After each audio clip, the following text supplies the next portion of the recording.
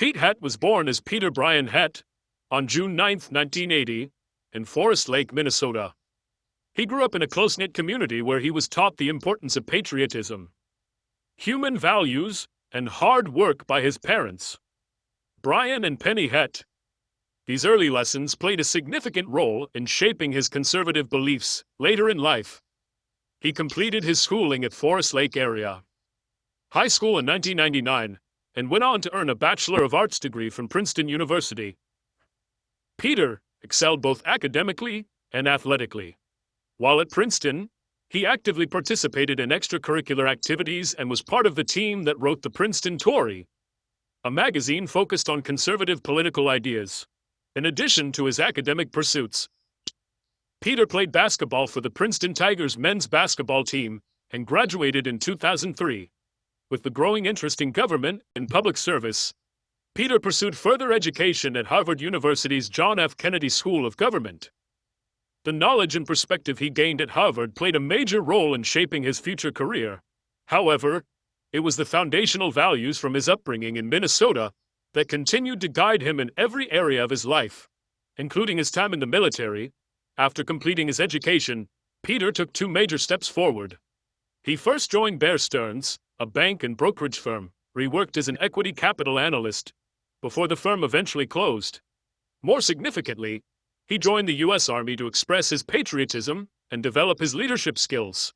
Serving as a reserve infantry officer in the U.S. Army National Guard, Peter was deployed in 2004 to Guantanamo Bay, Cuba, where he led a platoon from the Minnesota National Guard as part of the 3rd Battalion, 187th Infantry Regiment of the 101st Airborne Division.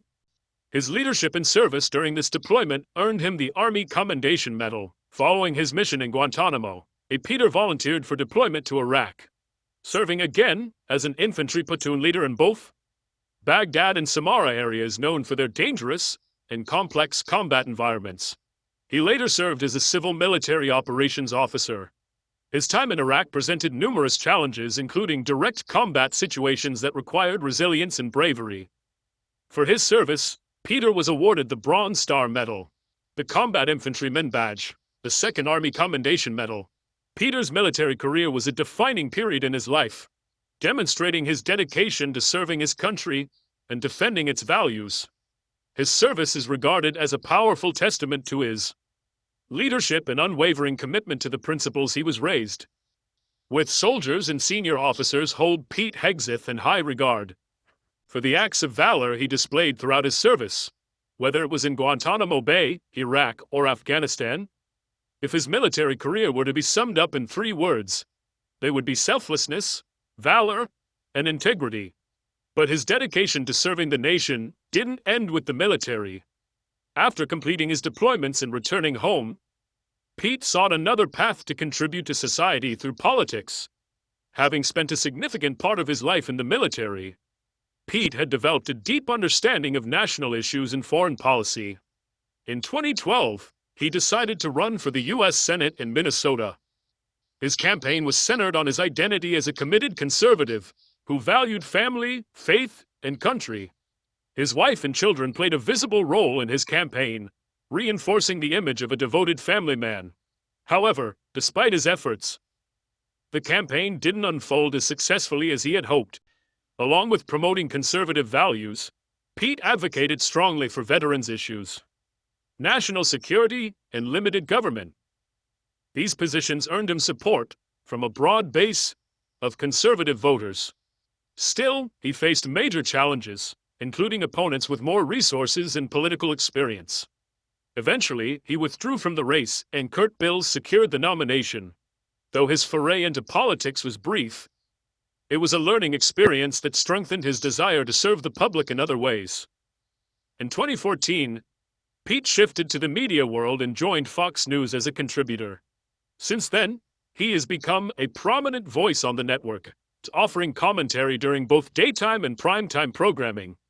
One of his standout roles was as a regular host on Unfiltered with Don Bongino, which aired from 2021 to 2023. Beyond that, he has co-hosted several major Fox News events, including the 2018 live phone interview with then-President Donald Trump during the channel's All-American New Year coverage, which he co-hosted with Kennedy from Fox Business Network. Hosting major live events became a regular part of Pete's media. For example, when 2022 was approaching, Pete was chosen to host the network's New Year's Eve coverage from the Wild Horse Saloon in Nashville, Tennessee, alongside Rachel Composteffi and Will Kane, his fellow co-hosts from Fox and Friends Weekend. In addition to his on-air roles, Pete gained recognition for his involvement in special projects. He hosted the Fox Nation Patriot Awards, an event that honored American patriots for their service and contributions to the country. Another notable project was the Miseducation of America, a popular series that explored how the American education system has changed over the past century and where it stands today. Pete's relationship with Fox News extended beyond television. He authored several books through Fox News Books, one of which, The War on Warriors, became a bestseller. This success added another dimension to his media influence and reinforced his commitment to issues he believes in. Pete made it to the New York Times bestseller list for the fourth time with his book, The War on Warriors, which focuses on national security and military issues. Like most of his books, it reflects his conservative worldview, something deeply tied to who he is. Pete's conservatism is not just political, it's personal. His beliefs are shaped by his Christian faith, military service, and strong family values. These influences have formed the foundation of his views on national defense, individual liberty, and the role of government. He has always been open about his conservative stance, often using public platforms to advocate for causes that align with his ideology. His belief in a strong national defense is rooted in his military background, having served in both Iraq and Afghanistan. Because of these experiences, he strongly supports active duty personnel and veterans, and frequently argues that national security should be a top priority with greater investment. This focus on veterans' welfare has earned him widespread respect and loyalty from those who share similar values. But Pete's vision of America goes beyond military strength. He's also a vocal advocate for individual freedom and limited government. He believes that excessive government control stifles growth, productivity, and innovation. Instead, he promotes the idea that power should largely remain with the people, not bureaucracies. According to him, this approach leads to a healthier, more prosperous society. These beliefs are reflected in his writings, particularly books like In the Arena and American Crusade. These titles became widely popular among conservative audiences and boosted his influence in the conservative community. His reach wasn't limited to books or television. He also contributed to conservative think tanks and organizations with the aim of shaping public policy in line with his values. In many ways, Pete helped spark what could be described as a small conservative movement. Across his various platforms, whether in books on Fox News or at political events, his message remained consistent: a fierce commitment to traditional American values. That said, Pete's outspoken nature hasn't come without backlash. He has found himself in the middle of several controversies, which only intensified his public profile. One of the most significant was related to his support of former President Donald Trump, who reportedly admired Pete's military service and media presence. Trump even considered appointing him as Secretary of Veterans Affairs, though Pete never assumed the role. Instead, he used his influence on Fox News to advocate for causes he believed in, one of the most controversial being his defense of 3 U.S. soldiers accused of war crimes in Afghanistan. These soldiers, Zeddy Gallagher, Matt Goldstein, and Clint Lawrence, were facing serious allegations, including murder, for actions taken during combat. Pete argued that these men were being unfairly punished for decisions made in the chaos of war. He believed the military justice system had failed them and used his platform to campaign for their release. This public advocacy began on December 15, 2018, when Pete highlighted the case of Army Major Matt Goldstein. Goldstein was facing prosecution after admitting during a 2016 interview with Fox's Bret Baier that he had killed a suspected Taliban bomb maker in 2010. Following the admission, Goldstein lost his Silver Star and Special Forces tab and was brought up on charges. Pete's defense of Goldstein and the others was met with sharp criticism from military leadership, particularly the Pentagon.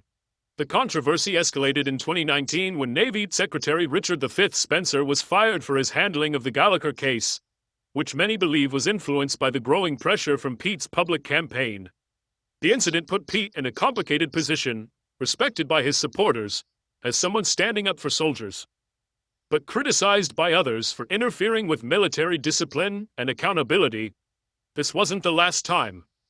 Pete would stir public debate, and it wasn't the only aspect of his life to draw attention. His personal life, particularly his marriage, would go on to generate even more headlines. But that's a story we'll get to shortly. Pete Hegseth's outspoken support for Army Major Matt Goldstein didn't just stir debate, it drew national attention. When Goldstein's case was reopened and his Special Forces tab revoked, Pete publicly defended him, calling him a hero who was being wrongfully charged with murder. The very next day, Donald Trump tweeted that he would personally review the case. This response seemed to energize Pete, and he pushed the issue further. On a segment of Fox and Friends, he interviewed the wives of Goldstein and Gallagher, as well as the mother of Clint Lawrence. The families became emotional, describing the toll the prosecutions had taken on their lives. Eddie Gallagher's case soon took center stage.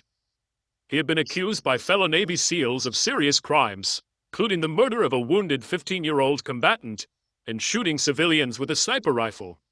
Many within the military condemned Gallagher's actions. But Pete, alongside other right-wing voices like Dan Crenshaw and Duncan Hunter, strongly defended him. This created deep division, not just in the public, but also within military ranks. Trump eventually intervened, ordering Gallagher's release and later celebrating his acquittal on the most serious charges. Gallagher was only convicted of taking a photo with a deceased individual. While some saw this as a victory, Pete wasn't satisfied. He called for Gallagher's full reinstatement and even offered to take personal responsibility for the actions of all three men: Gallagher, Goldstein, and Lawrence. In late 2019, Trump pardoned Lawrence, halted Goldstein's prosecution, and reversed the penalties against Gallagher. Gallagher became a Republican celebrity and appeared multiple times as a guest on Fox and Friends, while Pete's advocacy won him admiration in certain circles. His media career wasn't without controversy. One incident in June 2015 could have ended much worse while filming a segment for Flag Day. Pete accidentally struck a drummer with an axe during a live demonstration. Fortunately, the drummer escaped serious injury and later appeared in good spirits, diffusing the situation. In May 2018, Pete drew criticism when he called the New York Times a failing newspaper and falsely claimed it didn't report the capture of 3 ISIS leaders. In reality, the Times had covered the story, and the error sparked backlash from other media outlets. More controversy followed in July 2019 when Pete claimed that Congresswoman Rashida Tlaib had a Hamas agenda. The remark was condemned as inflammatory. A month later, in August, criticized U.S. schools for teaching about environmentalism instead of topics like Islamic extremism, another statement that led to heated debate. In January 2020, Pete supported Trump's decision to assassinate Iranian General Qasem Soleimani. He went a step further, suggesting the U.S. should bomb Iranian cultural sites, claiming they may be used as terrorist hideouts or weapon storage facilities. Again, his comments drew widespread condemnation. His views on the COVID-19 pandemic also attracted criticism. He accused Democrats of wanting the virus to spread, and even claimed that the Omicron variant was created by Democrats to manipulate the upcoming election statements, that many considered conspiratorial and dangerous. Despite his divisive commentary, one controversy stands apart from the rest: his personal life. Throughout his public career, Pete has portrayed himself as a man of values, a loyal husband, and devoted father. This image was central to his early political campaigns. However, his personal history tells a different story. His first marriage, to Meredith Schwartz, ended in divorce in 2009. Less than a year later, in 2010, he married Samantha Deering, with whom he had 3 children. But this marriage also ended in 2017, reportedly due to Pete's long-term affair with Jennifer O'Shea, a Fox News executive producer. The affair became public in August 2017. Despite the scandal, Pete and Jennifer stayed together and married in August 2019. At the Trump National Golf Club, Jennifer already had 3 children from a previous marriage. And together, they formed a blended family. In a display of their shared political allegiance, Pete wore a hat that read, "Make weddings great again," a play on Trump's slogan, "Make America Great Again."